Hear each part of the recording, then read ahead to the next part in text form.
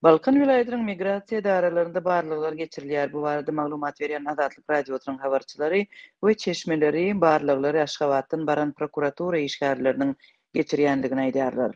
Balkan vilayatynyň Balkanawat we Türkmenwasy şäher migrasiýa sahamçylarynda Aşgabatdan baş prokuraturynyň işgärleri tarapyndan deriňew işleri başlandy. Diýip Azatlyk radiosynyň habarçysy yerli döwlet edaralaryndaky çeşmeleriň birnäçesine talgylanyp 9 martda habar berdi. Prokuraturaның migrasiýa gulluklarını näme esasda derňeýänligini we nähili problemalaryň üstüne açmagy tinançýanlygyny resmi taýdan anyklap bolmady. Habarçymyz yerli çeşmelere salgylanyp, barlyklaryň soňky aýyň dowamında biometrik pasport almakdaky kynçylyklar we munyň bilen bagly para hem bürokratik päskelçilikler barada garaşsyz media çeşmelerinde şol sanda Azatlyk radiosunda berilen habarlar bilen baglydygyny aýdýar. Türkmenbaşy we Balkanawat şäherlerindäki barlyklar yerli migrasiýa gulluklarynyň raýatlara biometrik pasport bermegi wagtlaýynça bet edenligi ma'lum boldy. Azatlygyň migrasiýa gullugynyň Balkan vilayatyna degişli bölümlerdäki çeşmeleri munyň ýokurdan we dilden berilen tapşyryk bolup bu barada resmi kararyň ýokdugyny ma'lum edipdi. Şonda migrasiýa gullugynyň işgäri Azatlyk radiosyna söhbetdeş bolup, biometrik pasport almak üçin nowatlary ýeten raýatlara bürokratik päsgelçilikleri döretmek dilden tapşyryldy diýip gürrüň berdi. Azatlygyň çeşmeleri şonda özlerine dilden edilen görkezmelerde şeýle kararyň sebäpleri dünýädäki dartgynlyk we durnuksuz ýagdaý bilen baglanşyklydygyny aýdypdy. Şol wagt aralygynda Aşgabatdaky habarçylarymyzyň biri pasportlaryň berilmeginiň wagtlaýyn bet edilendigini tasdiklap, munyň esasy sebäpleriniň biriniň täze pasport üçin blanklaryň gutarandygy bilen düşündiripdi. Şerede bolsa päsgelçiliklerden para berip geçip bolýanlygy anyklanypdy. Habarçylar $300 möçberinde para bilen biometrik pasport taýýarlap bolýanlygyny, emma parany bermek üçin oňa tanyş tapmaly bolýanlygyny habar berdi. Şu gün migrasiýa gullugyndaky barlyklardan yktybarly çeşmeler vilayet migrasiýa gulluklarynda pasport taýýarlamak işiniň göne Aşgabada garaşly bolup durýanlygyny, munyň para meselesine de degişlidigine öňe çekýärler. Esasy migrasiýa idarasyndaky islendik paranyň gönden göni Aşgabatdaky merkezi idara bilen bagly bolup, ýöneki ofitserler depedäki başlygyň ruhsady bolmazdan ýekeje zagran pasport berip bilmeýändigi görünüp duran zat. Dip Azatlyk bilen anonim gürleşen çeşme aýdýar.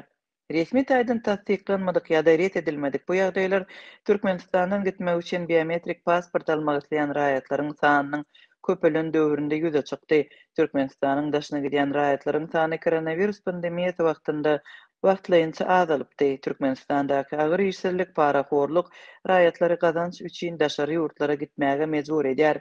Türkmenistanyň hökümeti halkyň durmuş derejesiniň agyrlaşmagyna sebäp bolýan ykdysady problemalaryň we migrasiýa meselesiniň bardygyny resmi taýdan boyun alman gelýär.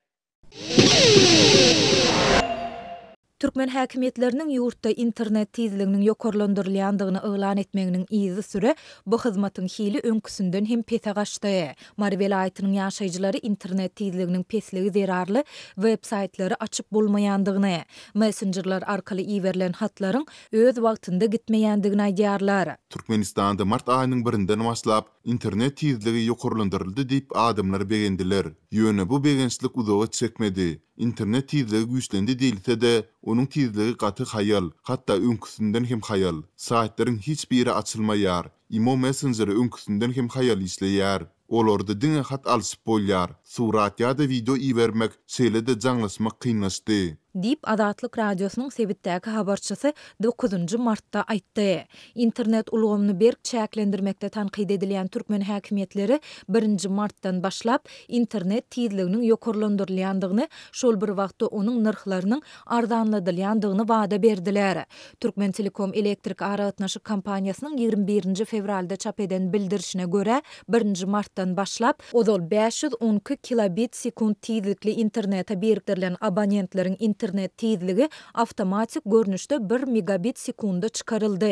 Bildirişe laýyklykda 1 megabit sekund internet narxnamasynyň aýlyk bahasy 150 manat, tezligi sekundda 2 megabit bolan internet narxnamasynyň bahasy 180 manat boldy. Mundan ozal bu narxnamalaryň möçberi degişlilikde 170 we 200 manada deňdi. Maglumata görä internet narxnamalarynyň bahalary 20 manat möçberinde arzanlady. Şu aýyň başyna çenli ilanta hödürlenýän internet internetin iň ýokary tizligi 2 megabit sekunda deň bolan ýurtda ulanjylara 4 megabit we 6 megabit bolan internet narxnamalary hem hödürlenip başlandy we olaryň bahalary değişlikde 230 we 280 manat diýilip kesitlendi. Habarçymyzyň maglumatyna görä bu bildirişiň izi süre Türkmenistanlaryň köpüsi Türkmen Telekoma barıp arza ýazdy we internet tizligini 6 megabit sekunda çenli arttırdy. Häzir adamlaryň köpüsi 280 manat biderek boş ýerik pul töleýär diýerler. Hatda IMO, ICQ messengerlerinde internet tizliginden zerenýän adamlar juda köpöldi diýip habarçy aýtdy. Soňky günlerde mardadyna internet tizligi däl, eýse mobil aragatnaşyk ulgamynyň hili hem yaramazlaşdy. Mobil telefonlardan edilýän jaňlar we iwerilen SMS-ler haýal gidýär. Bir adama jaň aldyrjak bolsaň, birnäçe tapar finansmany bolýar.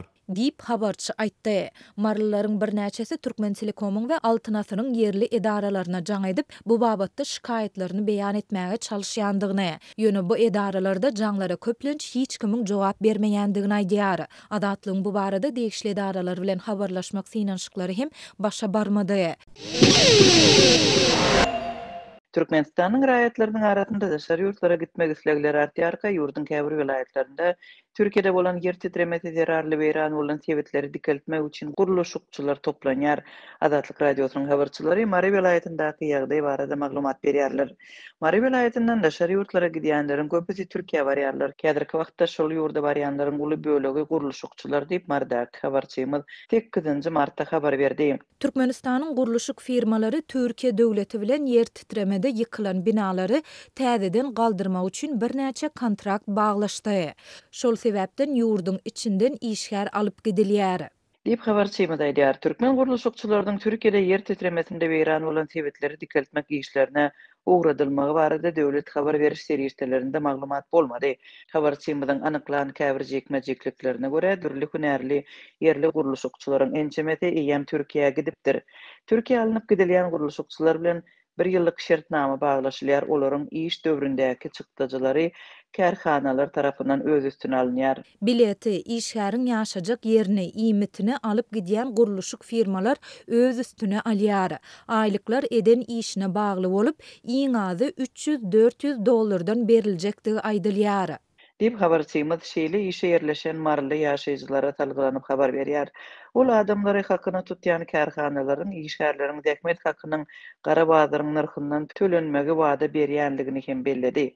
Habarçymyz bilen gürleşen Türkmenistanlaryň sözlerine görä olara Türkiýe baranlarynda iş we ýaşaýyş şertlerini degişli çäklendirmeleriň hem bardygy öňünden duýdurylypdyr. Türkiýede türkmen guruluşçylary diňe iş ýerlerinde bolmaly we şol ýerde zähmet çekmeli. Olar başga ýerlerde işläp bilmeýärler. Şeýle de türkmen kärhanalarynyň üstü bilen Türkiýe işe gitmek hemme el ýeterli däl. Adamyň hünärine degişli talaplardan başga da para meselesiniň hem bu ýerde saklanýanlygyny habarçymyz bellýär. Ýöne ol iş ýerine ýerleşmek üçin $500 para berýändiklerini aýdýanlar hem bar diýip habarçymyz aýdýar. Adatlyň Mardaky habarçylary Türkmenistandaky agyr işsizlik ýagdaýynda Türkiýe'ye işe gitmek mümkinçiligine uly islegleriň saklanýanlygyny, şonuň üçin para bermäge de kaýyl adamlaryň az däldigini aýdýarlar. Bir ýyllap Türkiýede gazanyp biljek puly Türkmenistanda hiç açan gazanyp bilmejegine gözüm ýetýär. Ol ýerde tutum çäre ýok. Türkmenistanda alýan aýlyň ýartyny tutumlara, çärelere bermeli bolýarys. Diýip Türkiýe guruluşy işlerine gitmäge çalışan büdjet işgäri adatlygy gurrun berdi. 6 fevralda Türkiýanyň günorta gündogurunda we Siriýanyň Demirgazyk günbatarynda 7,8 bal güýji bilen dören yer titremesi zerarly 50.000den gowrak adam wepat boldy diýip berýän şäherleriň müňlerçe ýaşaýjysy öýsüz galdy, hasahanalar, mekdepler we ýaşaýyş jaýlary ýaly müňlerçe bina ýykyldy. Türkiýe 3 aýlyk adatdan daşary ýagdaý elan etdi. Türkmen hökümeti Türkiýedäki bedbahtçylykda ejir çekenleriň arasynda Türkmenistanyň raýatlarynyň hem bolandygyny boyun aldy, goldaw wada berdi. Emma helak bolan Türkmenistanlaryň sany barada köpçülige şuçaka çenli maglumat bermedi. Türkmenistan we Türk resmileri Türkmenistandan Türkiýe ynsanperwer kömeginiň uğradylýanlygyny ma'lum etdiler. Türkmenistanda toplanan kömegiň esasan Gyzyl Ýarymay Jemgyýeti we Gurban Guly Berdimuhammedowyň fondy arkaly utgaşdyrylýanlygy habar berildi.